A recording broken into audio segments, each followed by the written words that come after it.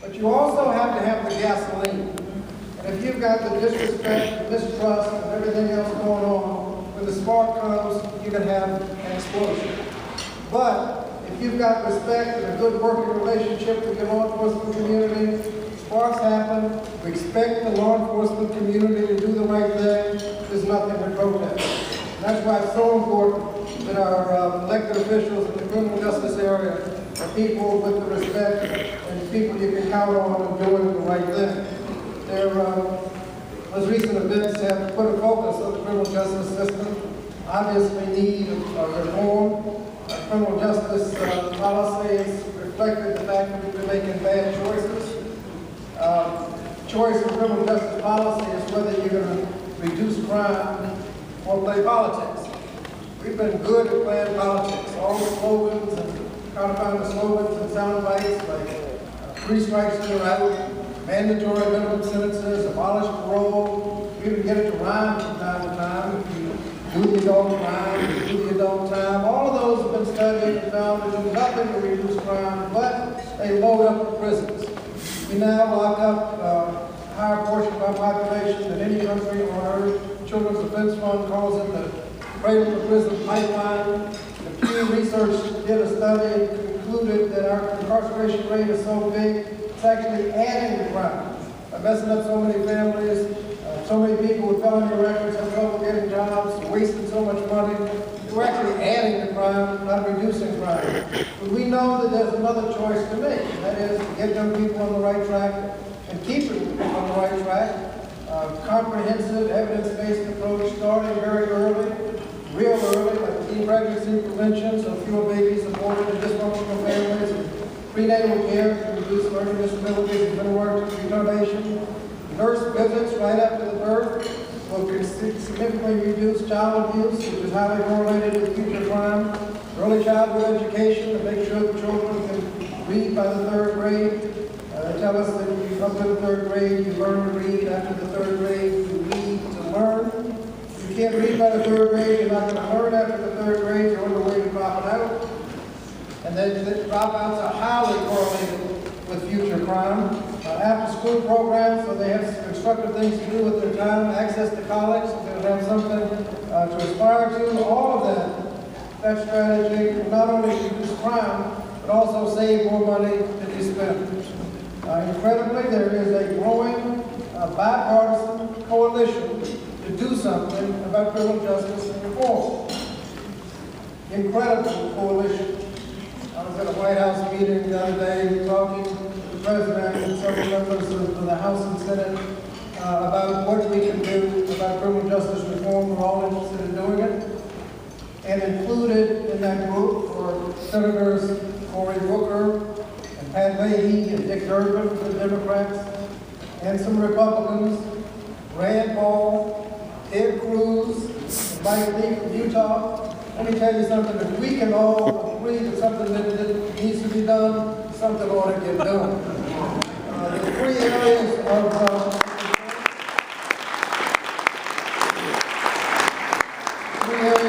concern: prison reform. When people come to prison, they're undereducated and untrained. Right now, they leave numbers untrained as they came in. We can fix that and reduce the number that are coming back and save money in the process. We have sentencing reform. We reduce mandatory minimums and draconian punishments and increase the alternatives to punishment that would include things like the drug courts to help address addiction. And then if you have lawyers who get convicted of something, rather than let them sit away in jail, how about letting them work with the legal aid program? Or those teachers that were convicted in Atlanta, rather than have them sit up in jail, how about running some after-school programs and some summer programs? There's nothing to be gained by having them just sit up in prison when they have all of that expertise and can make those contributions.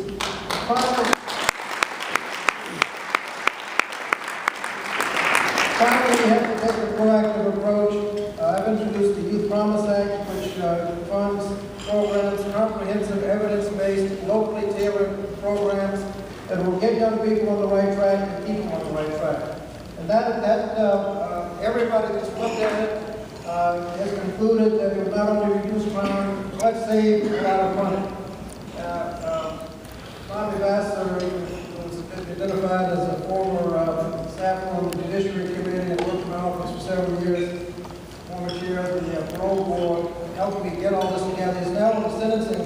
project board as well as many others. And he's done a tremendous job, so if you want to know what to do, Harry, you can check with the body. But if we're going to reduce crime, obviously education has to be a major component, especially in areas of high concentration of poverty. This year we celebrate the 50th anniversary of the Elementary and Secondary Education Act, last known as No Child Left Behind.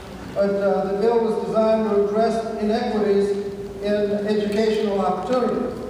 In 1954, in the Brown decision, the court said that it is doubtful that any child may reasonably be expected to succeed through life if denied the opportunity of an education. And also, they said that that opportunity must be available to all on equal terms. Now, although studies have shown that low-income students actually need more resources, they're actually always getting less. Basically for two reasons. One, we fund education with the real estate tax, virtually guaranteeing that high-income areas will do much better than low-income areas. And also, because just the normal give and take in politics, the wealthy areas will always do better. And so we passed 50 years ago the Elementary and Secondary Education Act to help fund areas, low-income areas, and help deal with the challenges of low-income students and the concentration of poverty. In the reauthorization this year, the Republicans have some bizarre priorities of actually trying to change the funding formula to literally take money from the low-income areas and give it to the wealthy areas. Los Angeles, for example, under their formula, 70% of the students in low income would lose a quarter of its funding. Beverly Hills, nearby, with virtually no poverty, would pick up about 25% in funding. We call it Robin Hood in reverse, stealing from the poor, giving to the rich. I think we've talked them out of that, and we still hopeful that ESEA will be reauthorized. But we need to make sure that the money goes where it's needed, that some requirement that when you notice an achievement gap, you do something about it. If you are publishing results that show that white children are getting a 12th grade education and black children are getting a 10th grade education, obviously that's not an equal educational opportunity. And we need to do something about it. It's also hopeful that we'll pass the Higher Education Act.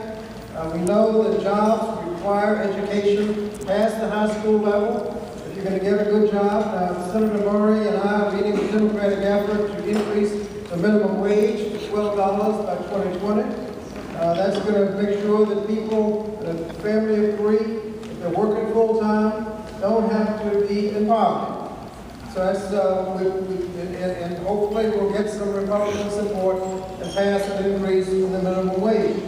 But if you want a real good job, you're going to have to get education past the high school level. Not necessarily a four-year college, but some education and training past high school. Could be four-year college, could be community college, could be apprenticeship, vocational education, but some education and training past the high school level. You don't want to overlook vocational education.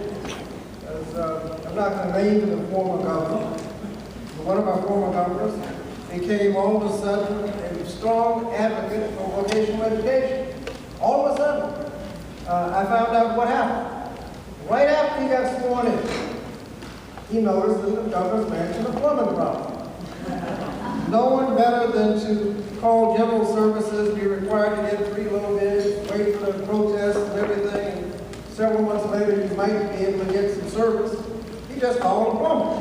The plumber came over, looked at the situation, fixed it up, and handed the governor a bill, $150. The governor looked at it and said, $150? Good God Almighty, you'll be here in 15 minutes? $150? That's $600 an hour when I was practicing law. I didn't charge anybody $600 an hour. The plumber said, well, I know what you mean, because when I was practicing law, I never charged anybody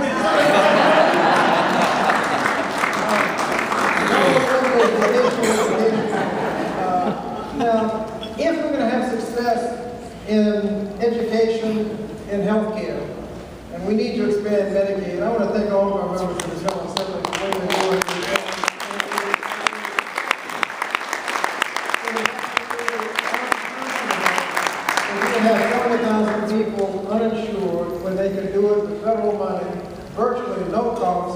for the first few years and minor costs after that. They had allowed 400,000 people, not create 300,000 jobs, jeopardize rural hospitals, all because of whatever. And I want to thank our members of the General Assembly for fighting so hard. If we're going to do anything about health care, transportation, Social Security, it's going to depend on the budget. And effective budgeting requires choices. But we're not making the tough choices. The last time we made the tough choices was in 1993 when President Clinton advocated a budget that raised taxes and cut some spending and put us on a trajectory of paying off the national debt. In 2001, right after he left office, Chairman Greenspan was answering questions in the committee. And the questions were, are we paying off the national debt too quickly? What's going to happen if there's no government debt? Those are the questions he was asking, because at the rate we were going, we would retire all government bonds by 2008 and put all the money back in the trust funds by 2013. We were going to pay off the national debt. But right after 2001, we passed major tax cuts, didn't pay for them. We had a prescriptive drug bill, not paid for. Fought 2 wars, not paid for. And all of a sudden, we're back in the ditch. After the tax cuts, people look up and say, well, what happened to the Head Start money? What happened to the transportation money? Why do we have to have a sequester? It reminds me of a story Jared Miles tells about Ed Willie. Ed Willie, some of you may remember, was a very conservative chair of the Senate Finance Committee. Very conservative, so conservative, people hated him. Said you couldn't get a dime out of him with a promo. They just hated him. He would walk into a bar right before an election and heard the people mumbling. Oh, they go Ed Willie. Nobody gave a vote for Ed Willie. They got a dime out of him with a promo. They didn't even keep the voices down. He could hear them. And so he turned to the bartender, raised his beer and said, bartender, when Ed Willie drinks, everybody drinks. People could believe it. They started chanting. Ed Willie, Ed Willie. You're talking bad about Ed Willie. He's got every vote in here. You set up the house like that. Oh, they were just cheering and celebrating. After a few minutes, he put a couple of dollars on the bar and said, bartender. Everybody looked up. Bartender, when Ed Willie pays, everybody pays. If you pass these tax cuts without paying for them, sooner or later, you got to pay for them. And look at the choices the Republicans are making. Just last week, they voted to repeal the estate tax. Now, the estate tax only applies to the 1/5 of 1% of the richest dead people in America. And it only applies to it only applies to that portion of which you leave behind over $10 million a couple. Costs $269 billion. Let's make some choices. If you're going to spend $269 billion, if you had a good jobs program, you could create enough jobs to just about take care of everybody that's drawing unemployment today. Or you can take care of the financial problems of dead multimillionaires. And look at some of the choices they're making. Their budget includes a $90 billion cut in Pell Grants, virtually zeroes out transportation, and has $269 billion for the richest 1/5 of 1% of people to die. If you look at some of the other things we're talking about, Saturday mail delivery.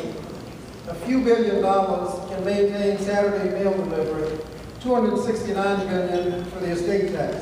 Or base closing. We're threatening to close bases to save a little money. You'd save $10 billion and get another round of base closings, $10 billion. And here we are talking about $269 billion for the estate tax. Or people say, well, we got to cut Social Security. No, you don't. You have to cut Social Security if you're going to fund tax cuts. 269, the most talked about cut in Social Security is what's called the chain CPI. If you don't know, it's just cutting the cost of living increase a little bit. It'd save $125 billion. $125 billion. Well, how about forgetting about dead multimillionaires and leave Social Security alone?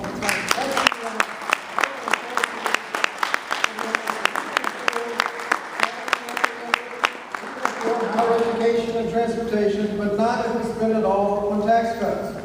The minister was talking to his congregation and said, believer and fellow believers, I got good news bad news. Good news is we got enough money to build a new church. The bad news is most of that money is still in your wallets.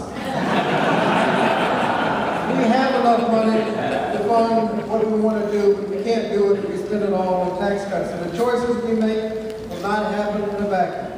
Our elected officials will make these choices, and your work in electing the right candidates will make a difference. Jerry talked about the difference you're making already. And just look at the results of your work electing our governor, lieutenant governor, attorney general. Our governor has been focusing on jobs in stark contrast to whatever else his opponent would have concentrated on. Those close votes in the Senate, we have somebody to break the ties our way. We had to come out to vote. Somebody else will be breaking the ties. And everybody can take credit for the attorney general getting elected. Every little precinct and everybody else. And just think of the difference that would have been made in a lot of different issues if we'd had a different attorney general. Those are the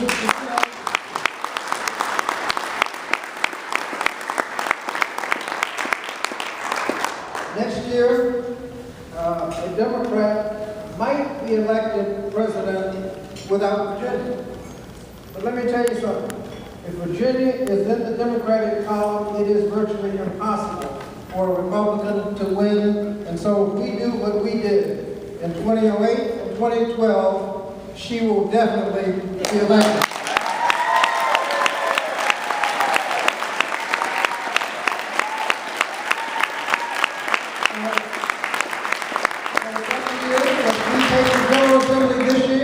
And let's lock up the presidential election next year. We've done it before. Let's do it again. Thank you very much.